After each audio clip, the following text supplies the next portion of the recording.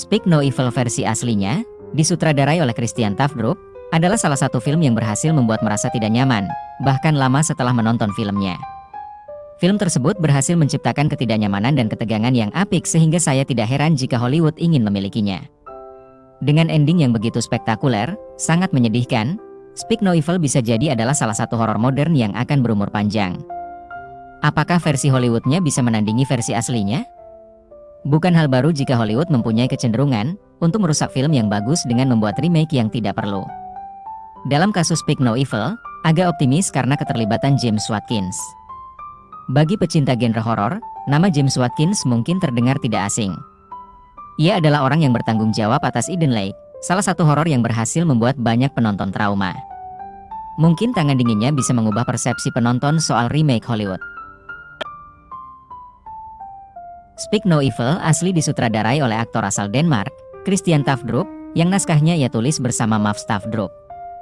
Speak No Evil merupakan jenis film yang elemen horornya merayap dengan lambat, namun bisa memberi perasaan tidak nyaman bagi para penontonnya, jauh sebelum kengerian yang sebenarnya terjadi dalam pengungkapan serta klimaksnya.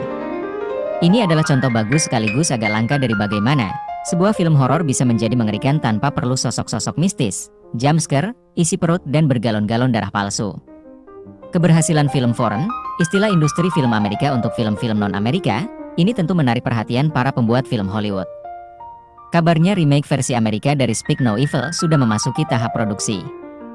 Dan rencananya akan dirilis tahun 2024, disutradarai oleh James Watkins yang pernah membuat Eden Lake 2008 dan The Woman in Black 2012. Untuk film foreign yang dibuat ulang demi pasar penonton Amerika, sebaiknya menonton versi aslinya saja. Speak No Evil menceritakan tentang satu keluarga kecil asal Denmark, Bjørn, Louis, beserta putri tunggal mereka Agnes, yang sedang berlibur di Italia. Di sana mereka berkenalan dengan keluarga lain dari Belanda yang juga sedang berlibur, Patrick, Karin serta putra mereka Abel yang pemalu dan tidak terlalu banyak bicara. Patrick dan Karin bersikap sangat bersahabat dan menyenangkan. Tak heran kalau kemudian kedua keluarga ini cepat akrab. Liburan pun berakhir dan mereka kembali ke negara masing-masing. Beberapa bulan kemudian Bjørn dan Louis menerima undangan dari Patrick dan Karin yang mengajak berlibur akhir pekan di kediaman mereka di sebuah dusun yang asri di Belanda. Karena Denmark dan Belanda hanya berjarak sekitar 7-8 jam perjalanan darat. Bjørn dan Louis memutuskan untuk menerima undangan tersebut dan pergi menggunakan mobil. Kedatangan keluarga Bjørn di rumah mungil keluarga Patrick disambut dengan hangat. Namun tak butuh waktu lama hingga kegembiraan reuni kecil ini mulai dipenuhi dengan perasaan tidak nyaman bagi Bjørn, Louis, dan juga penonton. Semua elemen ini kemudian semakin memuncak, hingga akhirnya menjadi sebuah kejutan bagaikan mimpi buruk. Speak No Evil adalah contoh langka tentang bagaimana sebuah film horor bisa menimbulkan perasaan tidak nyaman, hanya lewat berbagai situasi-situasi yang tidak mengenakan, yang pada akhirnya mengarah pada pengungkapan mengerikan. Pada babak pertamanya, film ini terasa seperti film drama bernuansa thriller. Sejak awal kita memang sudah diberi kesan bahwa ada yang salah dengan Patrick, namun penonton hanya bisa menduga-duga. Pengaturan dalam babak pertama jelas terasa mencurigakan berkat hadirnya musik latar yang menakutkan. Kita sadar betul sesuatu yang salah akan terjadi, dan itulah yang berhasil membuat penonton tetap menyimak sambil merasa penasaran. Dalam babak kedua, penonton mulai dibuat tidak nyaman dan berharap agar Bjørn sekeluarga segera pergi meninggalkan kediaman Patrick. Namun kita tahu bahwa ketidaknyamanan ini belum cukup untuk disebut horor. Penonton tetap dibuat penasaran menunggu datangnya babak ketiga, di mana film ini mulai berubah sepenuhnya menjadi horor yang cukup gelap. Sutradara Christian Tafdrup lumayan terampil dalam menangkap atmosfer tidak nyaman yang semakin mendukung mood film ini. Selain karena atmosfer yang dibangun dengan baik, Speak No Evil juga menjadi efektif berkat penampilan dari semua pemerannya yang cukup meyakinkan. Aktor Morten Burian dan Sidsel Siemkoch yang memerankan karakter Bjørn dan Louis sangat berhasil dalam memperlihatkan perasaan tidak nyaman hanya lewat ekspresi wajah serta bahasa tubuh. Demikian juga dengan aktor Vedja van Huet yang memerankan Patrick. Karena di waktu bersamaan ia bisa terasa sangat bersahabat namun tetap beraura mencurigakan. Speak No Evil mungkin tidak bisa menyamai versi aslinya, terutama keputusan mereka soal penggantian ending, tapi meskipun begitu versi terbaru ini tetap menantang. Watkins berhasil membuat suasana tidak nyaman yang mirip dengan versi aslinya. Ia begitu mahir dalam mengatur ketegangan. Dan salah satu faktor yang mendukungnya untuk melakukan ini adalah pemilihan aktor-aktornya yang paten.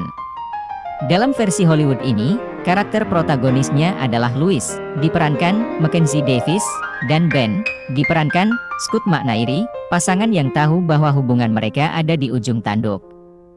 Masalah mereka bercampur-campur, termasuk soal anak mereka Agnes, diperankan Alice West-Leffler, yang mempunyai hubungan yang tidak sehat dengan mainannya. Selama liburan di Italia, Louis dan Ben bertemu dengan keluarga yang harmonis. Mereka adakah Paddy, diperankan James McAvoy, dan Ciara, diperankan Aisling Franciosi. Mereka mempunyai anak bernama Anne, diperankan Dan Hoog, yang lahir dengan lidah kependekan sehingga ia tidak bisa berbicara. Saat Paddy dan Ciara mengundang Louis dan Ben untuk mengunjungi rumah mereka di pedesaan, mereka langsung menerima undangan ini. Mungkin udara segar akan mengubah perspektif mereka dalam menghadapi masalah. Mungkin dengan liburan, mereka bisa memperbaiki masalah mereka. Louis, Ben dan Agnes pun berangkat ke rumah Paddy dan Ciara. Mereka tidak tahu bahwa ini adalah awal dari serangkaian mimpi buruk yang akan membuat mereka kapok. Davis dan McNairy, yang pernah bekerja sama dalam serial Halt and Catch Fire, tahu bagaimana menjadi perwakilan mata penonton. Franciosi sebagai antagonis mempunyai kemampuan yang menakjubkan untuk terlihat hangat tapi kemudian meledak di saat yang mengejutkan.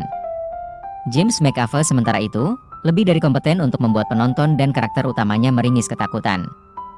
Setelah split yang menunjukkan dengan jelas bahwa ia adalah aktor yang mempunyai range acting yang luas, di sini S1MCHE Pronunciation Ave mendapatkan kesempatan untuk tampil gila. Ia tahu bagaimana mengontrol emosinya. Binatang buas di dalam karakternya bisa muncul sewaktu-waktu dan itu yang membuat Speak No Evil terasa begitu berbahaya. Keputusan versi Watkins untuk mengubah konklusinya sebenarnya bukan tanpa alasan. Banyak penonton yang mungkin akan kapok menonton Speak No Evil lagi karena endingnya yang terlalu gelap. Tapi mungkin justru itu yang membuat Speak No Evil versi asli begitu menghantak. Penggambarannya soal kejahatan terasa begitu menghantui karena kejahatan tidak pandang bulu. Kadang kesopanan kita, keengganan kita untuk terlibat di dalam konflik justru yang membawa kita ke neraka. Speak No Evil berakhir dengan sekuens yang mendebarkan. Dipersembahkan dengan editing yang mantap, film ini akan membuat semua penonton manapun puas melihat katarsis yang hadir di layar. Sayangnya, di bagian ini Speak No Evil kehilangan hal yang membuatnya unik.